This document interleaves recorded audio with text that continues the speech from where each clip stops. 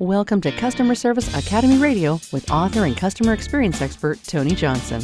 Tony will share his vision for successful customer service, leadership, and business excellence, and speak to some of the most impactful leaders in business today. And now, here's Tony Johnson. Hello, everybody. Customer Service Academy is on the air. I'm Tony Johnson, your customer experience speaker, consultant, and trainer. Today's episode coming to you courtesy of Ignite Your Service Training and Consulting and 4XI Global Consulting and Solutions. Truly better together. Folks, we have a great show for you today. But before we get started, if you could, head on over to igniteyourservice.com/learning. That's igniteyourservice.com/learning to check out my amazing 6 Canons of Customer Service course. Great for yourself, great for your team, great to improve your leadership. But all that said, we are always talking to people who are out there getting it done. And today we're welcoming Jesse Hernandez onto the show. Jesse's career ranges from grading ditches to counseling executives. It's quite a path. But this path taught him that we're more alike than we are different. He leverages this experience by supporting construction companies and boosting their production in the field and in the office. His message is one of contribution, ownership, and vulnerability, and he is the author of the book, Becoming the Promise You Were Intended to Be. We're thrilled to have him on the show today. Welcome, Jesse, to the show. Oh, Tony, I'm excited to be here. Well, I always tell folks, if you're excited at the beginning, I hope you're still excited when we're done. We'll see how she goes, but I have high hopes for today's show because I love your background and love all the things. So we always lead in with the same question because everybody comes at it from a different direction. What does a great customer experience mean to you? Maybe it's what you provided when you've been out, in the mix of things, what you've taught folks to do, or what you look for when you're out being a customer. What does that mean to you? What are you looking for? Yeah, I'll answer it this way. It is something that I aspire to achieve. And the best way to describe it is there's a taco joint here in San Antonio, Texas, called Eddie's Taco House. It's a local outfit, local company. They opened a new address, a new space. And I was a little disappointed by that because what typically happens when they scale, they lose the special magic sauce, right? Most small businesses or even large businesses, as they bring on a new territory or whatever, it gets a watered down version of the original. They didn't have that. Now, very specifically, their tortillas are the best in the universe. And so when I went to the new location, I was like, let's see how badly they do this. And the tortillas were the same, phenomenal. So I just wish they were 0 calorie. So that was one piece, is right, providing a consistent experience through the scaling. The second thing is the personal. I feel like their management, their decision makers are very intentional in the way that they hire and bring staff onto their team. Because at the one that I go to, that I've been going to for years, and the new fancy one, at both places, when I interact with their people, I feel cared for. A simple example of that is I like salsa, and a lot of people like hot sauce. And they'll ask, like, you want in Spanish, right? ¿Quieres chile? Yeah. ¿Cuál? El chile verde, which is usually for me the hotter one, like the green sauce or the red sauce. No, green sauce. And then on top of that, next time they see me, they don't ask. They already know that I like the hot green sauce. And so it's that whole experience of consistency through scaling, the personal touch, the memory, the follow-up, understanding what I value, and just giving it to me without even asking is kind of what I'm trying to learn how to do. And those are phenomenal writer-downers, folks. I mean, if you think about that from a guest and consumer experience, you never know what's going to happen with somebody franchise when they open other brands, when they do other things, right? So that they're getting it right is amazing. But the one real writer downer there is if you're leading people and your team remember somebody's name, they remember somebody's favorite thing, they remember the last time they were in, they had the chiles rellenos, right? Or whatever that something is, exactly. They're gonna absolutely love that. So that is absolutely fantastic. So when you think about all the lessons you've learned over the years, right? So you were a construction leader and you've done a lot of really cool things in that segment. What lessons did you learn as a construction leader that you've carried with you into your current work? I've got a lot of friends who are in the home improvement space and big box home improvement retail and things like that. So I kind of know a little bit about the world, just enough to be dangerous, as they say. But what did you take away from your time in that market that really, really has helped you? Yeah, the one thing is this. It was an experience that I had as an apprentice plumber, journeyman plumber, former superintendent, department head, regional responsibility. Like I've had all kinds of crazy career path that doesn't make any sense at all. But the one thing that I got to see over and over and over again, and I'll say this as a victim and as a practitioner, right? Is the leader's ability, or maybe even the leader's commitment to listen and understand somebody else's perspective. That was and continues to be the fundamental differentiator that I've been able to see in leaders in terms of not only them progressing and expanding their influence and earning and all that, but the effect it has on the capabilities and the growth of the people that they're responsible for is profound. Meaning, when they fail to listen and understand and connect with the human being, their people don't grow. Their people stay stuck. And thus, they stay stuck in the position that they're at. But when they like super, super, super good at listening and connecting with the human being in front of them, amazing outcomes for them professionally, personally, and everybody that comes into their circumference. Like it's kind of magical. Fantastic. That idea of listening, so very important. And it kind of leads us neatly as we continue through here. You talk about communication. And we all know, especially if you've done any time with the John Maxwell stuff, right? Leadership's all about influence, as John says. Yep. So what are some small communication tweaks that the folks listening can make as a leader to transform their influence, right? And the reason I ask that is A, it seems so very important to you as a leader and something you specialize in, but also we have a lot of entry level folks who listen to the show, folks who are new to being a supervisor, or we've got a lot of executive leaders who are constantly bringing new supervisors in and getting them ready.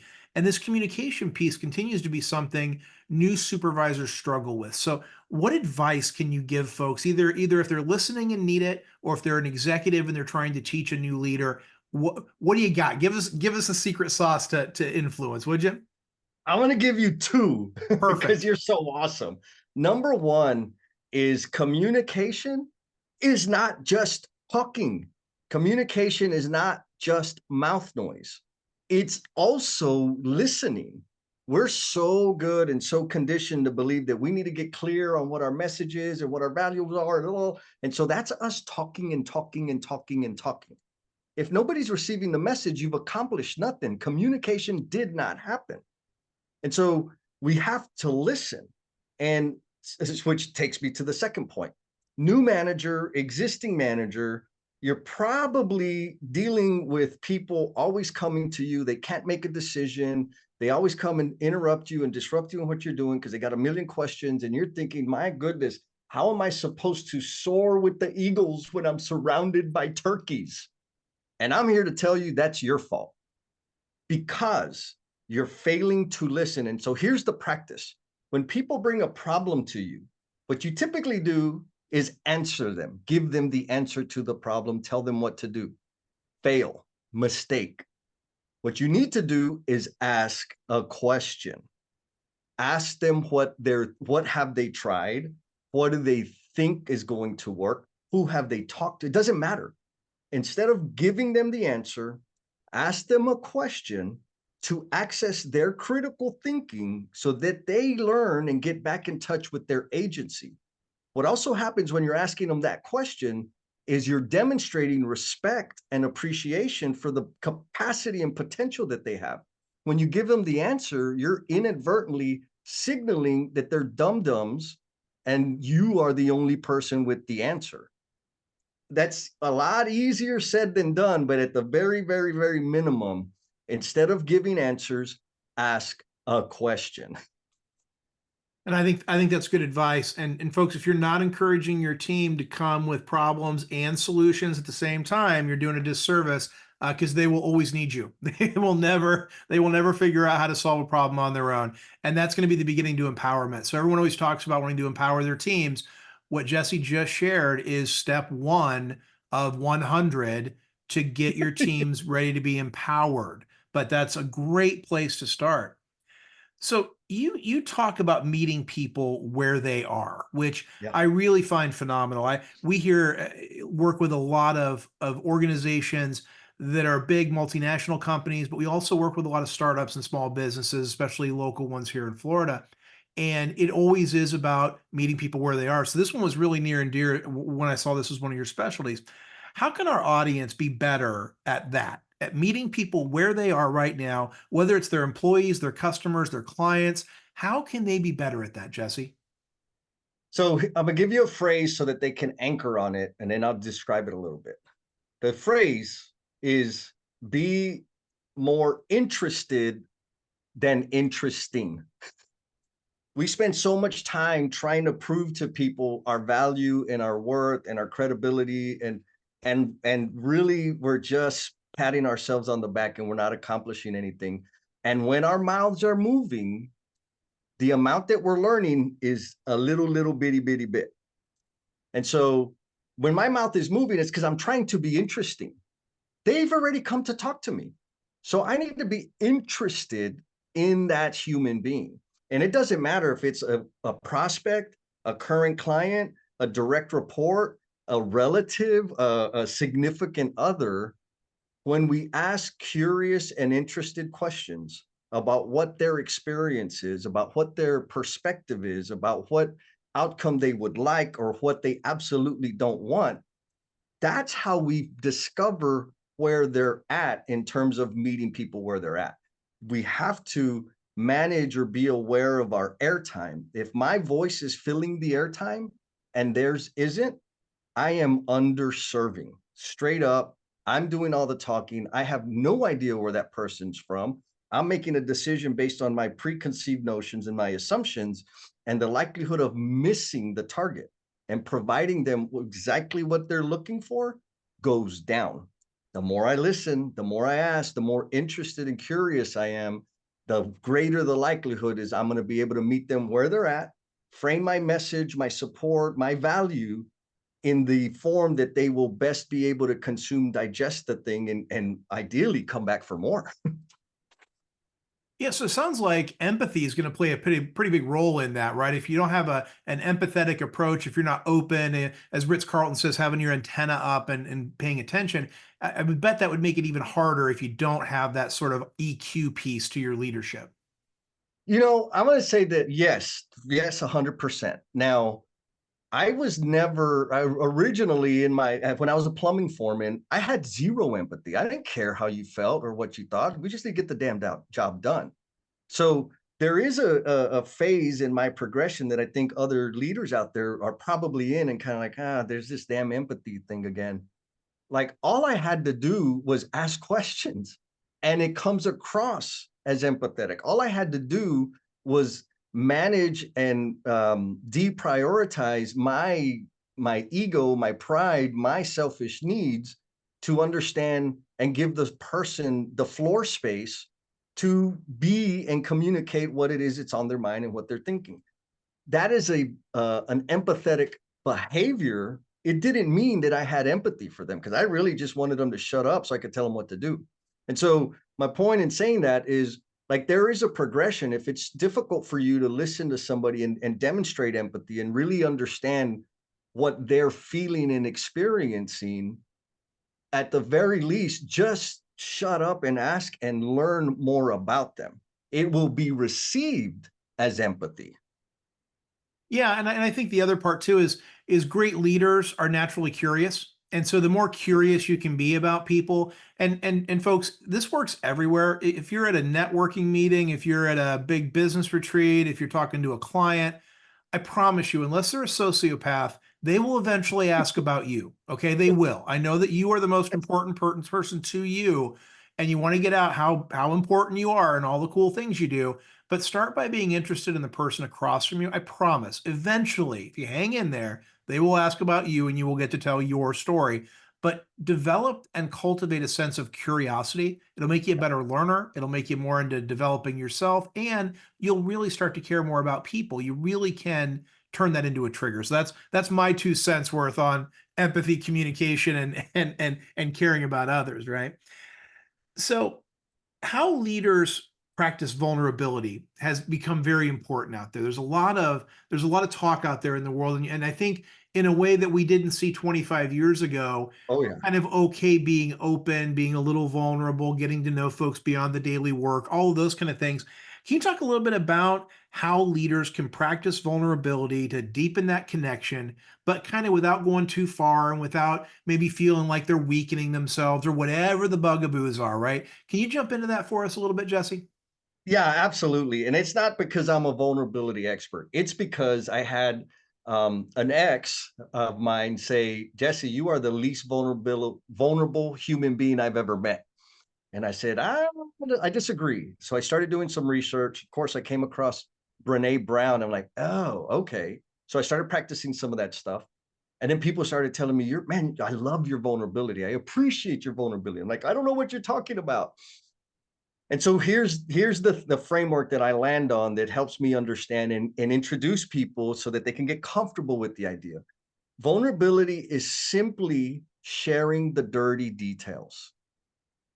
If I mess something up, if I made a mistake, if I'm sharing a piece of knowledge or wisdom that I have, also giving the wisdom and telling the backstory. Like I learned that because I screwed it up. That's an action in vulnerability. Now, once you start understanding, because we've all kind of learned the hard way, just saying that to other human beings helps them understand like, oh, it humanizes us. And the interesting thing is when you get into leadership and management, in my brain, I don't know about you and the listeners out there, but in my brain, I'm still that skinny little troublemaking plumber from the south side of San Antonio. But I have this fancy title, national director of blah, blah, blah, or regional or manager, whatever it is. And my authority is amplified by my position. So people don't see me as a regular skinny little plumber from the south side of San Antonio. They see me as this big fancy person. So that's already a block. But when I tell them I've made a mistake, or I tell them I learned a lesson and I did it the dumb way, that humanizes it because like, oh, he does dumb things too.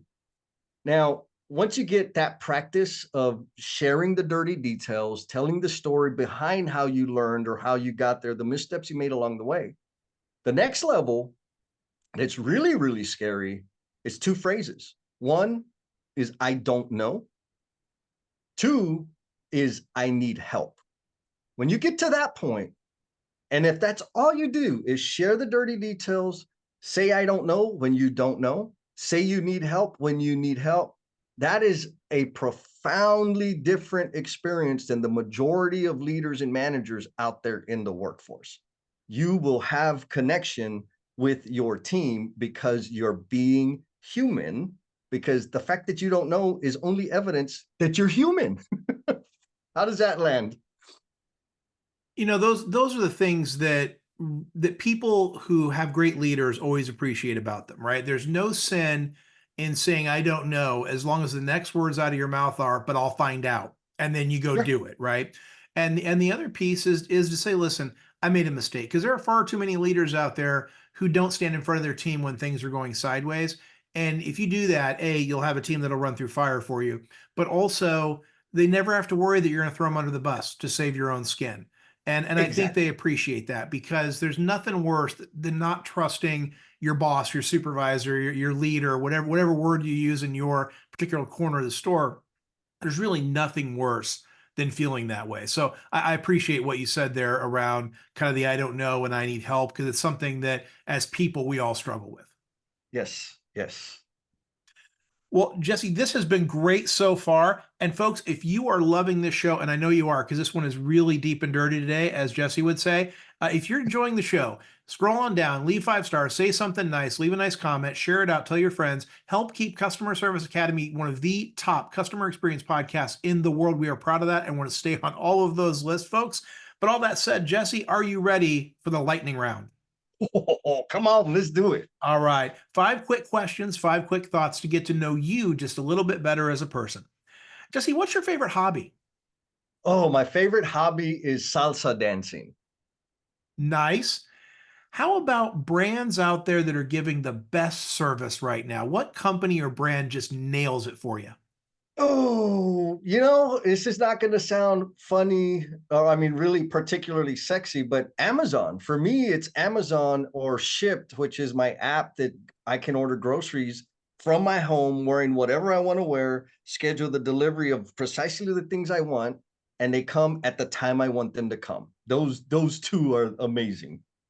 There's something to be said for that ease of use. People love self-service right now. And I will tell you that Kroger, the grocery store company Kroger, does delivery here in Florida now. They don't have any physical storefronts, all distribution centers, but they do delivery, and it's amazing. They come to my door, they carry them up, they pay their employees well enough that they don't require tips or anything. All they want is a nice comment here and there. So they do a really, really nice job.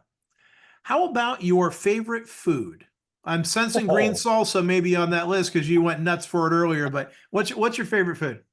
my favorite food is, I'll just say, pastries. Like, it doesn't matter. And hopefully nobody hears this, but if you leave me alone in a room with a box of donuts or sugary croissant, it doesn't matter, some kind of pastry, they will be gone before you get back.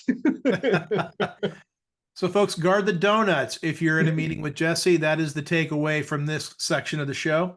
Are you binge watching anything, or have you started watching anything interesting now on any one of those many streaming services? Anything got your eye right now? Penguin, the new Penguin series, I think on HBO or Max or whatever. And I'm a little irritated because I caught it at the launch. So now I got to wait week to week, because typically I don't do that. I'll just wait till the whole series is up and then watch it in a streak. But man, that one it's really got my interest. Me as well. I'm in the middle of that, and I'm feeling your same pain there. And folks, if you haven't started that, that's based on the Matt Reeves Batman, starring Robert Pattinson. They're doing another one, but the Penguin stole the show, as they say. And believe it or not, if you go watch it, it is Colin Farrell underneath all that makeup. He does a great job, wonderful makeup job. And finally, the last question: what is your favorite vacation spot? My favorite vacation spot is known as Jesse Land, and that is the space between my ears. And whenever I can get focused enough and still enough to explore that territory, I have really, really huge awakenings. So I don't visit it far enough as I need to, but that is where I like to go. Fair enough. Well, Jesse, this has been fantastic today. How can people get in touch if they want to learn more about you and what you do and the book and all of those things? How do they get in touch with you? Oh, two places. One, LinkedIn. I live on LinkedIn. All you got to do is search Jesse Depth Builder. You'll find me. And my website, depthbuilder.com. Depth as in deep trust, deep commitment, and deeply down and dirty. Fair enough. And folks, I will put that down in the show notes so you can link directly over to it. You're going to be down there leaving 5 stars anyway. You might as well grab that information, head on over and check out both of those pieces. And where can folks get your book? On the website or on Amazon, or where can they find the book? You find it on the website, and it's coming through Amazon. So you can shortcut the website, go to Amazon, and get the book. Perfect. Well, Jesse, thank you so much for sharing so much with our listeners today, and thanks for being on the show. Thank you. So, folks, that is our show. As I say every week, we are still in the middle of the great service comeback. Whether it be presidential elections, trouble around the world, there is a strike happening right now on the docks and in the air. So there's a lot happening as we record this. Hopefully, it'll be all settled by the time you listen to this show. But there's a lot happening out there. You don't want to be competing on price. You want to be competing on value and experience. To do that and to learn more about that, head on over to Amazon.com and check out my book. You're going to be buying Jesse's anyway. Go ahead and throw mine in the cart too. It's Together We Serve by Tony Johnson. It's available on paperback, digital, and audiobook. But until next time, I've been Tony Johnson, your customer experience strategist and trainer, reminding you to keep your customers at the center of everything you do, because that's where the most amazing things are possible. Thanks again for tuning in, and I will talk to you next week. This has been Customer Service Academy Radio with Tony Johnson. Tony is available to speak at your event, meeting, or workshop. Have a powerful customer-focused day.